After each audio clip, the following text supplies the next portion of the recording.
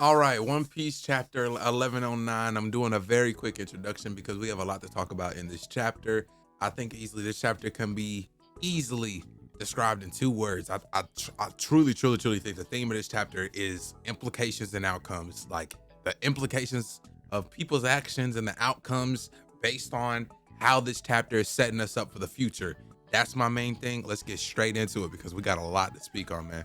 After what feels like a millennia, like I could have had a set of 12 children before we got the next cover story, but we are back with cover story 26 and on the cover of One Piece.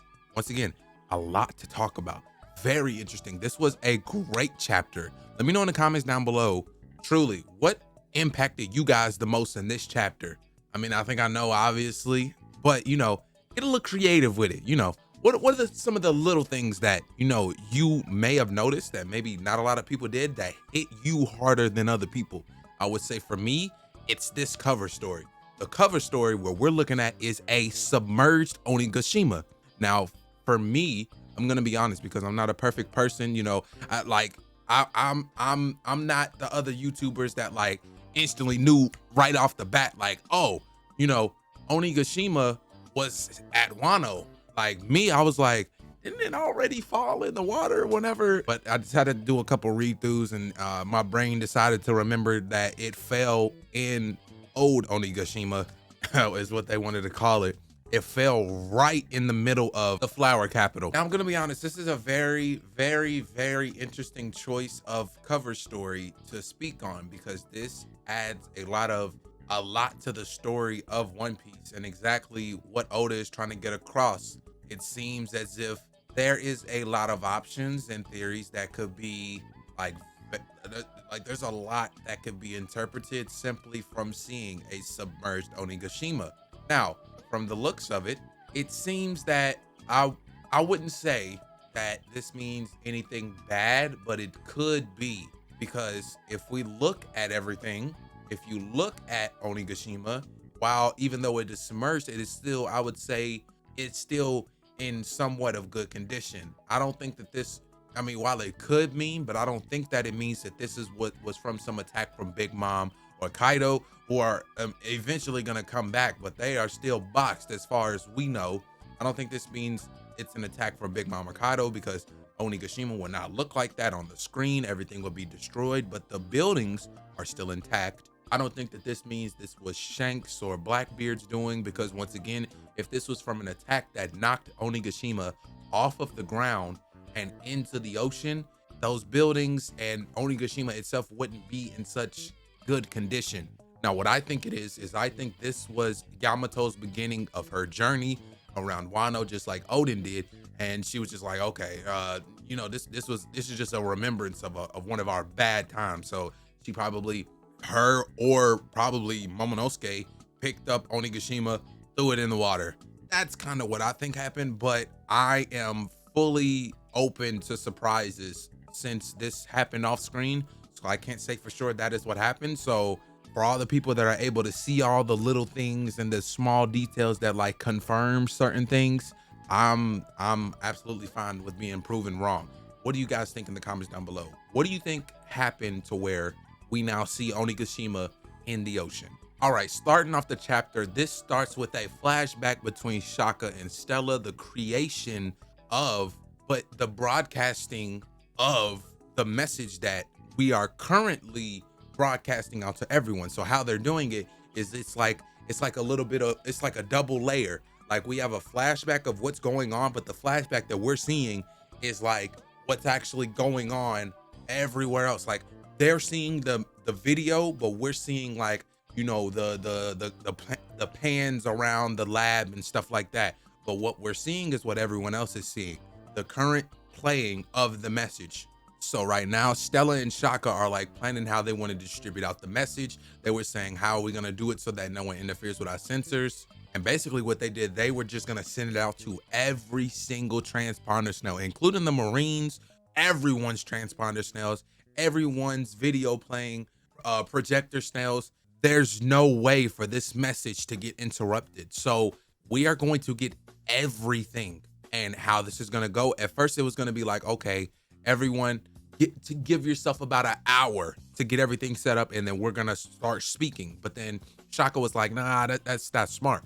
So Stella said, okay, get ready in 10 minutes, and then I'm about to say what I want to say. So basically how this is gonna go is this is basically showing the reactions of some people we haven't seen in a while, and some, it's been like maybe a chapter or a few, but we see some people we haven't seen in a while. And this truly, like said in the chapter later on, it seems to be Vegapunk's dead man switch. He dies, and at the activation of, I guess, his heart rate sensor going to flatline, this is how this goes.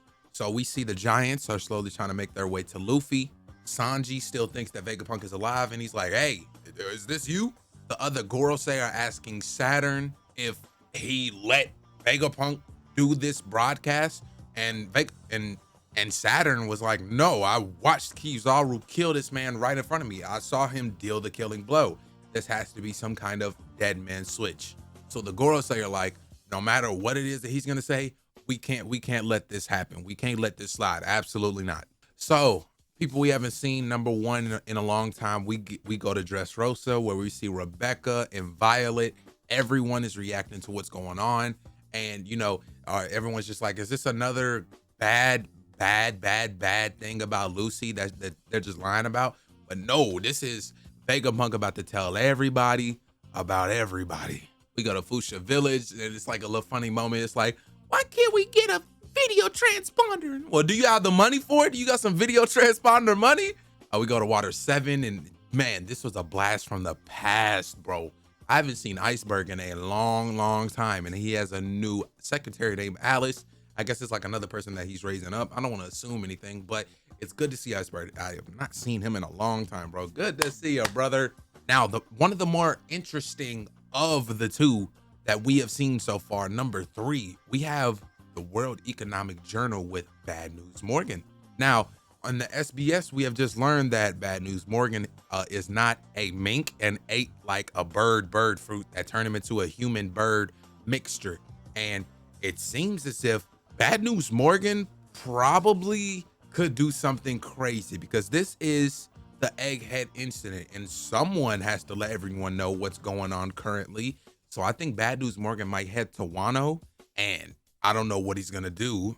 Are we gonna get the reunion of Vivi and the Straw Hats, or is Vivi gonna kind of rock with Bad News Morgan? But I think Bad News Morgan goes to Egghead in order to either, you know, get the word out that, you know, Luffy just got boxed by whoever, or, you know, to show the carnage of Egghead, whatever's going on. But at the same time, Bad News Morgan is about to be rolling in the information. But at the same time, is there any point in putting the news out of something that, you know, is being broadcasted to everyone? And like, is there a chance that like there's people in the world that just don't have transponder snails? Yeah, there's a chance to that. There's a chance. We see in the North Blue, the West Blue, South Blue, we see everyone is currently getting this broadcast, you know, from sea to sea, red line, grand line, all the seas are getting this. Another interesting one, we go to the revolutionaries at Kamabaka Queendom, but what we see is Dragon has like a little flashback where Shaka tells him that he thinks he'll be dead soon. Now, does this mean that Dragon knows something about this broadcast, or something that Shaka maybe told him? Maybe there was a little bit of planning there. I think we are slowly getting to the point before Dragon makes his move. I think after this broadcast comes out, I don't know if this is like okay, it's time to go, but Dragon, we're almost there. We're just before we get to see him use like all the elements, you know, cheating, rain, fruit. Like I'm ready for it. So the next thing we see, we go back to the fight between Kizaru, Luffy, and Saturn, and Luffy admits that his punches just aren't straight up not damaging Saturn. And I think what's interesting is that Saturn has like a gimmick to him. You know, the same thing like with Crocodile, where Luffy had to beat him with water. I think there is a more intricate, and you know, there's a more intricate method that's needed in order to beat Saturn. And truly, it could barrel down to a few things, either, you know, Oda's choice, which is something that we, you know, didn't think of, the robot, or, you know, straight up jumping him, or having to put him in a box somewhere where he can't move. Like maybe he just straight up can't be defeated. So Luffy does Blooming Dawn symbol and smacks Kizaru and Saturn into like this fat ass pizza pancake, and he throws them to the marine ships. Now Kizaru, he holds that attack, and we see the look on his face. It's like, bro, if you want to swap to our side, just do it, bro. One time for the one time. Come help us, bro. Damn. But Saturn, he didn't get thrown. Like he flipped right back to where Luffy was at. Like he didn't even care while still in this pancake form. So he's able to be affected by awakened fruits, but he's not taking no damage, because whenever we seen a few chapters ago, he gets hit, he takes the damage, and then it just heals back up. So how do we get past that healing factor that he has? Or is Luffy saying straight up that his punches don't damage Saturn? That also adds another layer of implications. What does that mean? Does that mean that Saturn, after getting boxed by the original Nika, did all these surgeries and experiments on his body to where only Nika doesn't damage him? I don't know, but it seems that Luffy just can't damage Saturn.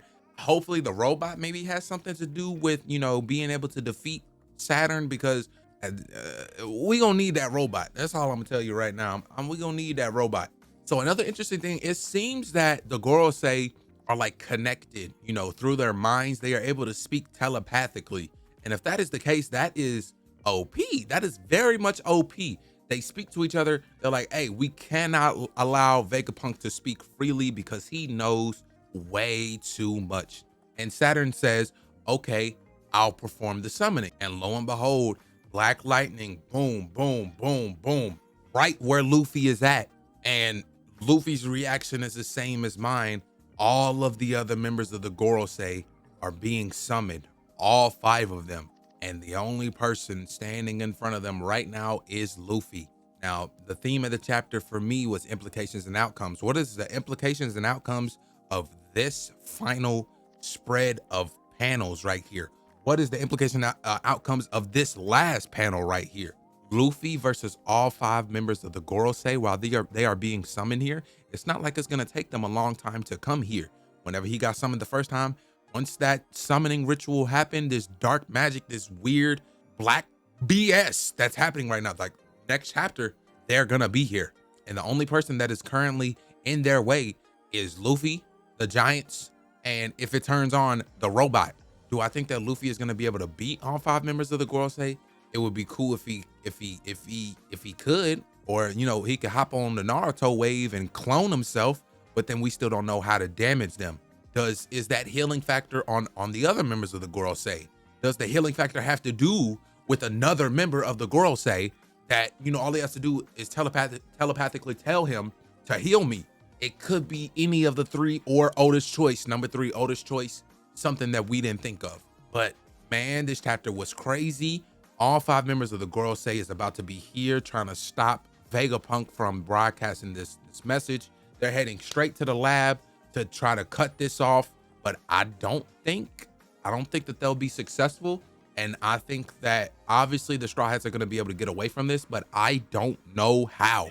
Because right now in the comments down below, let me know if you agree with me. This might be the worst odds that the Straw Hats have ever been laid in the opposition.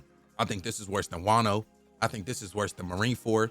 I think this is worse than Water 7. I think this is worse than any other arc. All 5 members of the Gorosei, a admiral, all these vice admirals. This is bad.